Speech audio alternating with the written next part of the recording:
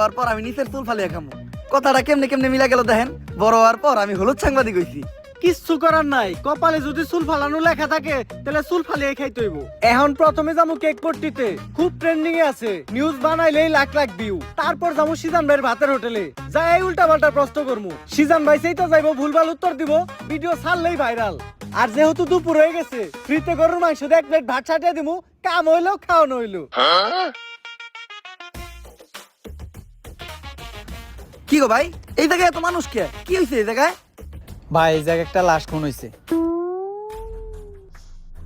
ভাই দেখা তো মনে হইতাছে 6-7 বছরের কোনো বাচ্চা। নিউজটা নিয়ে নিমো নাকি? যা বেটা, এটা ট্রেন্ডিং টপিক নাকি? এটা ছাড়লে কি ভিউ হইব? ট্রেন্ডিং টপিক খুঁজ, যেগুলো ছাড়লেই ভাইরাল।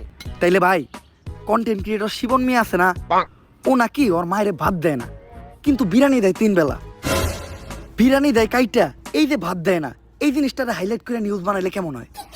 এর লিগাই তো আমি তোরে আমার লগে রাখি। হলুদ সাংবাদিক হওয়ার পরে আমরা উল্টা পাল্টা নিউজ বানানি করছি শুরু। এখন থেকে আমি তোর শিষ্য, তুই আমার গুরু। তাইলে চলেন ভাই, আগে এই নিউজটাই বানাই।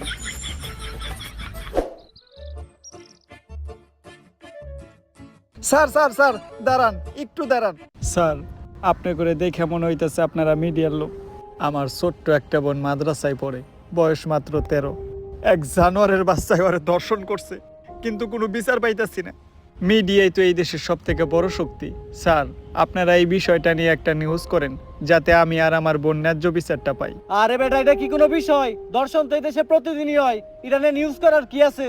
ট্রেন্ডিং কোনো বিষয় থাকলে কও, যেটা নিয়ে নিউজ করলে লাখ লাখ ভিউজ আইবো। এক কাজ করো, কেক বানাও আর নাইসে নাইসে কেক বিক্রি করো। এই নাও আমাকে কাট। যদি এটা আসলেই করো তাহলে যোগাযোগ করো, আইয়া নিয়ে ভিডিও বানাই দিয়ে দামুনি। আর এখন আমাকে সময় একটু কম, স্বপন মিয়ার পারিবারিক বিষয়ে আঙ্গুল দিতে হইব। জান ভাই।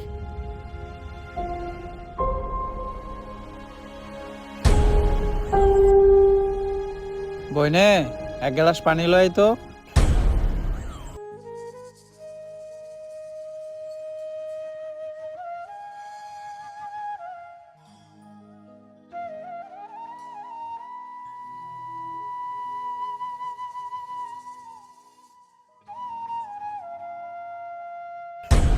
এই যে আমি আমার সব মার্বেল এনে রাখলাম, আমি যদি এই মার্বেলটা লাগাইতে পারি তাহলে তোর সব মার্বেল কিন্তু আমার। আর না লাগাইতে পারলে তোর সব মার্বেল আমার।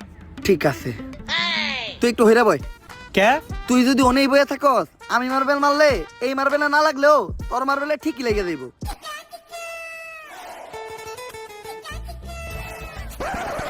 লাগে না, এই দে তোর সব গুড়ি দে। এনে এই কোটাকে আমার কাছে তো এই কটা গুটি আছিল। তোরে বিশ্বাস করি না আমি। হাতুটা তোর পকেট চেক করমু।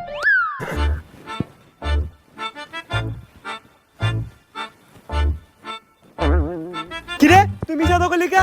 এই যে বড় বড় দুটো মার্বেল তুই তোর পকেটে লুকিয়ে রাখছস। ওই দুইটা স্যার ভাই কর, আমার পকেট ফুটা, তুই আমার পার্সোনাল মার্বেল হাত দিছস। আরেকটা মার্বেল আছে যেটা দিয়ে আমি মারছি, ওইটার সামনে ওই করতে পড়ছে।